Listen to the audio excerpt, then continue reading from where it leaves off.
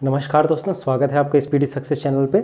Speedy success channel की इस video में हम देखने वाले हैं नंद वंश के बारे में। हमने पिछले वीडियो में डिस्कस किया कि कैसे शिशुनाग वंश अपने शिशुनाग अपने ही वंश की स्थापना करता है और उसका बेटा काला शोका उस वंश को आगे बढ़ाता है। पर काला शोका की फिर मृत्यु हो जाती है और उसके बाद उसके वंश के 22 लोग लगभग रहते हैं जिनकी फिर मृत्यु होती जाती है और काला शोका को महापद्मनंद चाकू से मार करके उसकी हत्या कर देता है। तो इसके बाद आज हम जो है नेक्स्ट वीडियो की बात करेंगे। हमने पिछले वीडियो में एक तो गलती भी कर दी थी, उसमें हमने आपसे बात की थी काला शोका के समयकाल के बारे में, जिसको हमने बताया था 344 ईस्वी पूर्व से 323 ईस्वी पूर्व, जबकि ये जो है काला शोका का समय काल नहीं था, ये एक्चुअली नंद वंश का समय काल होता है। काला शोका के समय काल होता है जब उसके पिता की मृत्यु हो जाती है 394 ईस्वी पूर्व में। तो उसके बाद काला शोका 28 साल के लिए राज करता है।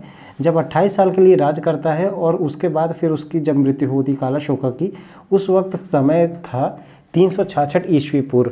तो 366 ईस्वी पूर्व में नंद वंश का एक महान और एक मजबूत शासक काला शोका की मृत्यु हो जाती है और 366 ईस्वी पूर्व में उसकी मृत्यु होने के पश्चात 22 वर्ष तक इसके बाकी वंशज लोग राज करते रहते हैं। और इस वंश का अंतिम राजा होता है नंदीवर्धन, जिसकी मृत्यु 344 ईस्वी पूर्व में हो जाती है। ठीक, 344 ईस्वी पूर्व में इसकी मृत्यु होती है और इसको कौन मारता है? इसको भी मारता है ये महापद्मनंद। महापद्मनंद बहुत लोगों को मारने के बाद अपने पूरे एरिया का राजा बना था। आपको बता दें, हमने बहुत स्टार्टिंग में बात की थी, विदेह के राजा को भी महापद्मनंद जो है मारता है। वो कब मारता है? जब वो ये पूरा मगध साम्राज्य में अपने स्थापित कर लेता है। इसके बाद एक विदेह अर्थात लिच्छवी, मगध के बाद लिच्छवी ही सबसे ताकतवर राजा था, शासन था नज़दीक में, जो मगध के जो है किसी भी राजा को अपदस्थ करने की हिम्मत रखता था। दूर के क्षेत्रों में बात किया जाए तो अवंती सबसे प्रमुख हमने बात की थी।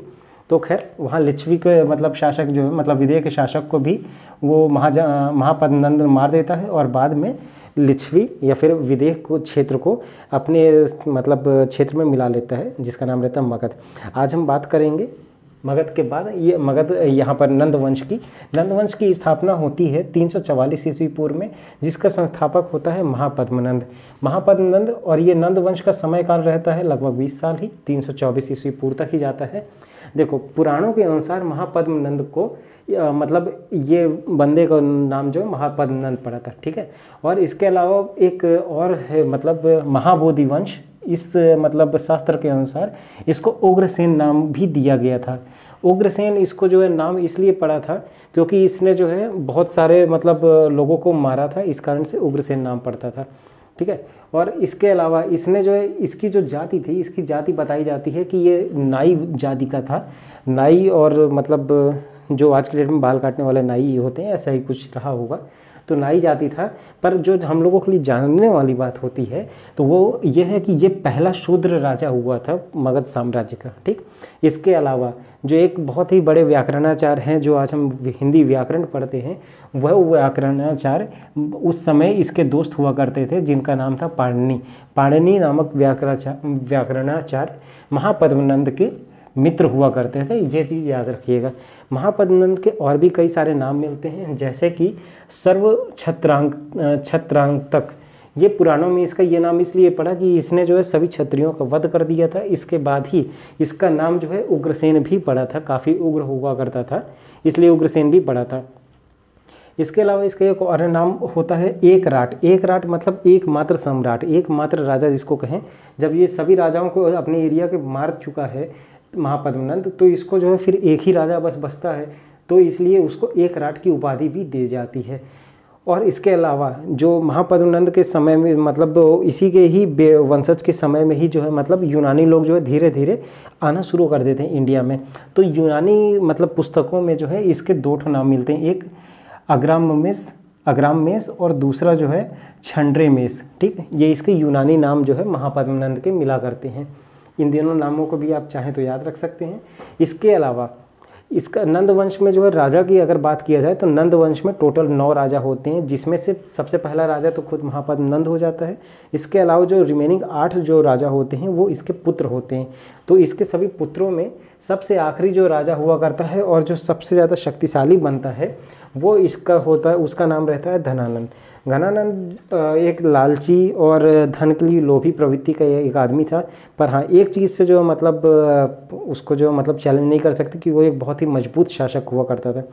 धनानंद जो है बहुत अच्छा जो तबला भी बजाया करता था, तबला मतलब ओरिजिनल वाला, और वो जो है बहुत अच्छा डांस भी किया करता था। ये इस तरह से करते हैं। ये ज़्यादा जानकारी अगर चाहिए तो आप एक चंद्रगुप्त नाम का कोई सीरियल आता है तो उसको भी आप देख सकते हैं। तो ये हो गया धनानंद, ये कि लालची और वो मतलब विलासी प्रवृत्ति का आदमी था। और एक चीज़, इसी के ही समकालीन जो हम सिकंदर अलेक्जेंडर पढ़ते हैं, इसी के समकक्ष था जो 325 वो BC में आया था भारत की तरफ आक्रमण करने, और इन दोनों का आमना सामना हुआ था उस समय। अब जो है थोड़ा सा हम पहले ये सिकंदर जिसका अंग्रेजी नाम है अलेक्जेंडर, इसके बारे में थोड़ा बताते हैं। देखिए, अलेक्जेंडर का जो है पिता का नाम होता है फिलिप। ये मकदूनिया नाम का एक देश है, यूरोप में पहले था। अब जो है वहाँ का ये, जिसको इंग्लिश में बोलते थे मैसिडोनिया, वहाँ का ये राजा हुआ करता था फिलिप जो है मरने के टाइम में जो है अपने बेटे सिकंदर को राजा बना देता है। और इसकी जो है मतलब माता का नाम रहता है ओलंपिया, पर वो ओलंपिया बहुत कम ही उसके बारे में जो है मतलब आइडेंटिटी मिलती है। कुछ लोग बोलते हैं वो एक दुराचारी या फिर कुछ जो मतलब जादू टोना करने वाली वो रहती हैं, तो वो चीज़ जो है मतलब ज़्यादा उनका नाम नहीं आता है कहीं पर, पिता का नाम जरूर पूछते हैं फिलिप। ठीक है, अलेक्जेंडर का या फिर सिकंदर का जन्म होता है 356 BC में, और इसके अलावा जो है इसकी मृत्यु होती है 330 BC में। ठीक है, वो तो खैर बाद में बताएंगे। अलेक्जेंडर जब भारत के जो है तट पे पहुंचा था, भारत के तट में पहुंचने तक जो है हम लोगों को जो साक्ष्य मिलते हैं, उस साक्ष्य के अनुसार सिकंदर का थल सेना प्रमुख होता था सेलुकस निकेटर, और जबकि जल की सेना का प्रमुख होता था निर्याकस। उस समय तो वायुसेना प्रमुख तो होते नहीं थे, या तो थल होता था या तो जल होता था, तो ये दोनों सेना प्रमुख बनाए थे। इसके अलावा सिकंदर जो है मतलब भगवान को बहुत ज़्यादा माना करता था, और वो मतलब अपने आप को जो है ईश्वर का पुत्र बोला करता था। और वो सिकंदर अपने जो सैनिक रहते थे उन सब में ऐसा प्रभाव डाला था कि भाई जो मैं बोल रहा हूँ वही सब सच है, और मेरी बोली हुई बात जो है अपने सैनिकों के लिए एक डायरेक्ट भगवान की बात मानी जाती थी। और सिकंदर के एक जो है मतलब एक उपदेशक हुआ करता था। सिकंदर सिर्फ एक ही आदमी को सब ज़्यादा मानता था, उपदेशक, जिसका नाम रहता है अरस्तु। ये अरस्तु के ही जो है मतलब लिखी हुई किताबें हैं जिसमें हमको सिकंदर की बातें सब ज़्यादा मालूम पड़ती हैं। और इसके अलावा प्राचीन भारत के बारे में सबसे ज़्यादा जो है ठोस और ये फिर मतलब कॉन्क्रीट एविडेंस अगर हमको मिलते हैं तो विदेशी पुस्तकों में अगर कॉन्क्रीट एविडेंस जो मिलते हैं वो सबसे ज़्यादा हमको अरस्तु या फिर ग्रीक के कई सारे पुस्तकों से मिलते हैं। सिकंदर के जो है मतलब मृत्यु होने से पहले जो है सिकंदर जो है भारत में एक लड़ाई लड़ता है जिसको जो है झेलम का युद्ध कहते हैं, या फिर इसको जो है अन्य नाम से भी जाना जाता है जिसका नाम है हाइड्रो स्पीच का युद्ध, या झेलम नदी को जो है पुराने ज़माने में वितस्ता भी कहा जाता था। वितस्ता, तो इसको झेलम का युद्ध या फिर वितस्ता का युद्ध भी कहा जाता है, जिसमें सिकंदर ने पोरस के साथ युद्ध किया था। इंग्लिश में हमने बता दिया हाइड्रो स्पीच का युद्ध इसको कहा जाता है। तो इसको जो है ये यहाँ पर ये लड़ा था, और पोरस को हराने के बाद जो है कुछ लोग कहते हैं कि मतलब जो है पोरस हारा नहीं था, क्योंकि एक्चुअली हुआ क्या था, सिकंदर ने जब जो है वो लड़ाई किया था, और सिकंदर जब पोरस को जो है बंदी बना लेते हैं, और फिर वो सिकंदर अपने राज दरबार जो उस समय का चलता था वहाँ पर बुला के लेकर के आते हैं पोरस को, और पूछते हैं बताओ तुम्हारे साथ क्या सलूक किया जाए। उस समय पोरस का जवाब रहता है वही जो एक राजा दूसरे राजा के साथ करता है। इस बात से खुश होकर के सिकंदर ने पोरस को फिर छोड़ दिया, और अपना ही जो है मतलब एक सानिध्य या फिर अपने डोमिनियन स्टेट का जो है संरक्षक मतलब बना करके पोरस को बोलता है तुम इस क्षेत्र में राज करो, और यहाँ पर जो भी मतलब इस एरिया का जो भी कलेक्शन रहेगा रेवेन्यू का तुम ग्रीक भेजोगे, एक हिस्सा हमारे पास। सिकंदर और पोरस में इस चीज़ की सहमति हो जाती है, और इसके बाद सिकंदर थोड़ा और आगे बढ़ता है ब्यास नदी की तरफ। ब्यास नदी की तरफ जो है ये जहाँ पर हमने जहाँ धनानंद की बात की, ब्यास नदी की तरफ सिकंदर और धनानंद का आमना सामना होता है 325 BC में। वहाँ पर जो ब्यास नदी को उस समय व्यास नदी कहा जाता था, उस समय आमना सामना तो होता है, लेकिन तभी ये एक धनानंद की यहाँ पर आमना सामना होने से पहले एक कहानी मिलती है हमको सुनने को कि धनानंद जो है अपने क्षेत्र में बहुत ज़्यादा लालची, और ये जितने भी जो है सम्राटों को जो युद्ध में मारता चला जाता है, उनमें से जो है बहुत सारे क्षत्रिय में एक क्षत्रिय राजा जो है मतलब एक कबीलाई जो राजा होता था उसका एक पुत्र था जिसका नाम था चंद्रगुप्त मौर्य। तो उसका जो है मौर्य जो है उसकी माता का नाम मौर्य के नाम पर पे पड़ा था। तो जब जो है धनानंद जो है के दरबार में शुरुआत की बात है, जब धनानंद के दरबार में चाणक्य आते हैं और चाणक्य ये बताते हैं धनानंद को कि महाराज अलर्ट हो जाइए, यूनान से सिकंदर आ रहा है भारत पे आक्रमण करने, क्योंकि उस समय जो है मगध साम्राज्य एक बहुत शक्तिशाली साम्राज्य हुआ करता था। तो धनानंद ने बोला कि जो है वो इतनी दूर इतनी सारी नदियों को तैर करके भारत में आकर के युद्ध नहीं करने वाला है, और जो है चाणक्य का बहुत ज़्यादा जो बेइज्जती करता है और जो है उसके बाल पकड़ करके अपने महल से धक्के मार के निकाल देता है। तब चाणक्य बहुत ज़्यादा जो मतलब रुष्ट हो जाते हैं और चाणक्य फिर बोलते हैं कि भाई मैं इस चीज़ का बदला लूँगा तुमसे। तो उसी समय ही उसको जो है ये यहाँ पर चंद्रगुप्त मौर्य मिलते हैं। तो चंद्रगुप्त मौर्य को सारी शिक्षा देने के बाद जो है चाणक्य जो है धनानंद के खिलाफ जो है सब षड्यंत्र लेना शुरू करते हैं। इसी बीच क्या होता है, जब जो है सिकंदर जो भारत में आक्रमण करने वाला रहता है तो चाणक्य की नीति जो है रहती नेशन फर्स्ट टाइप वाली। तो चाणक्य सबसे पहले जो है ये चंद्रगुप्त मौर्य को जो है सिकंदर के जो है सेना में भर्ती करा देता है, और वहाँ पर लोगों के बीच जो है बहुत ज़्यादा रूमर्स फैलाता है कि जो वहाँ पर क्रिश्चियन के देवता हैं वो अपने जनता से रुष्ट हैं, और जो है वो जनता जो है अगर जो है झेलम नदी के बाद जो है अब रावी नदी अगर पार किया तो वो सारी जनता लोग जो है एकदम जो है मतलब भगवान का कहर उन सारे सैनिकों पे पड़ेगा। इस कारण से सैनिक जो है आखिरी में जा कर के सिकंदर का जो है साथ देना छोड़ देते हैं और सभी सैनिक जो है वापस ग्रीक के लिए लौटने लगते हैं। तब विवश होकर के सिकंदर को भी जो ग्रीक जाना पड़ता है, पर वही चीज़ रास्ते में जो है सिकंदर काफ़ी बीमार पड़ जाता है। जब तब जा कर के रास्ते में बेबीलोन नाम का जो शहर पड़ता है वहाँ पर सिकंदर की मृत्यु हो जाती है। ठीक, खैर तो ये हो गई सिकंदर की बात। अब भारत में वापस आते हैं। तो भारत में जो हमने बताया कि जो है मतलब चंद्रगुप्त मौर्य को तैयार किया था धनानंद से युद्ध के लिए चाणक्य ने। तो अब जो है चंद्रगुप्त मौर्य को लेकर के जो है धनानंद जो है वापस इंडिया में आता है, और मतलब धनानंद के साथ जो वापस इंडिया में चाणक्य लेकर के आते हैं। और जो है चाणक्य जो है धनानंद को धीरे धीरे हराने के लिए जो है चंद्रगुप्त से लड़ाई शुरू करवाते हैं। तो इसमें बताया जाता है कि एक जो पहला युद्ध होता है, पहले युद्ध में चंद्रगुप्त मौर्य जीत जाता है, लेकिन सेकंड वो कुछ क्षेत्र जीतता है। पर सेकंड युद्ध में जो है चंद्रगुप्त जो है बहुत ज़्यादा जो है वो ओवर कॉन्फिडेंट होकर के धनानंद से जो है लड़ने चला जाता है डायरेक्टली, जिसमें धनानंद जो है चाणक्य को परास्त करती। वो एक बहुत बड़ा समय काल होता है जब जो है चाणक्य जो है हारते हैं पहली बार। ठीक, उनकी नीति जो विफल होने का जो सबसे पहला साक्ष्य या फिर पहला जो मतलब प्रमाण जो मिलता है वो वही चीज़ का मिलता है।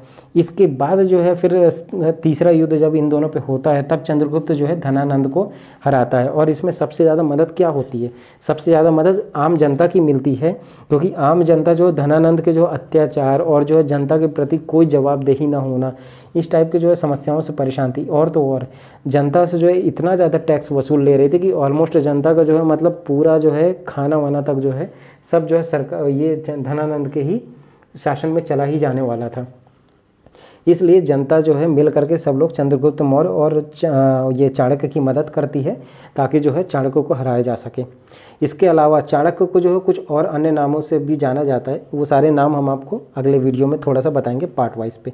खैर फिलहाल जो है धनानंद के जो है कुछ शासनकाल में जो है कुछ जो है मतलब बहुत ही ज़्यादा जो है वो मतलब कहा जाए बहुत ही बड़े बड़े विद्वान भी आए थे, जिनमें से कुछ का नाम होता है वर्ष, उपवर्ष, वर, रुचि या फिर कात्यायन जैसे जो बहुत बड़े बड़े विद्वान आते हैं।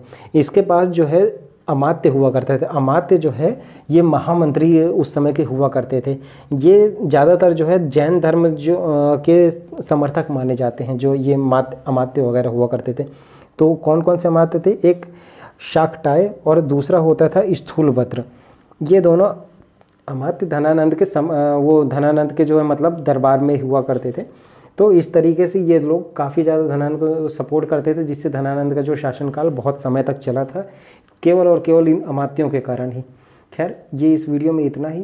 इसके अलावा कुछ और भी जो है जो मतलब इस समय के जो बहुत ज़्यादा जो पहली जो किताब जो है मेगास्थनीज, इंडिका वगैरह जो सब आता है वो सब हम जो है आपको मगध साम्राज्य से जो है जोड़ के मौर्य साम्राज्य में हम आपको बताएंगे कि किस टाइप से जो है धनानंद का जो है मतलब अस्तित्व आता है, कहाँ पर सुदर्शन झील है, क्या क्या होता है। बाकी डिटेल्स हम आपको नेक्स्ट वीडियो में बताएंगे। फिलहाल के लिए इतना ही इस वीडियो में। और इसके अलावा अगला वीडियो हम आपको जो है बौद्ध और जैन धर्म दोनों के लिए जो जितने भी डिटेल्स थे आज तक हमने पढ़े हैं और जो नहीं भी पढ़े हैं वो हम स्पेशली बौद्ध धर्म और जैन धर्म के लिए 2 वीडियो आपके लिए लाने वाले हैं। उन वीडियो को ज़रूर देखिएगा। अगर आपको बिहार जीके या फिर जो है उसके आसपास का उत्तर प्रदेश जीके का जो अगर कोई पेपर देना है तो आपको उन दोनों को पढ़े बिना नहीं जा सकते हो, वो दोनों से बहुत ज़्यादा क्वेश्चन आते हैं। फिलहाल के लिए इतना ही। आप हमारे चैनल को सब्सक्राइब करिए, वीडियो को लाइक करिए। प्रेस को करिए बेल आइकॉन को, और अपने दोस्तों के साथ शेयर भी कीजिए। चलिए फिलहाल के लिए thank you and have a nice day.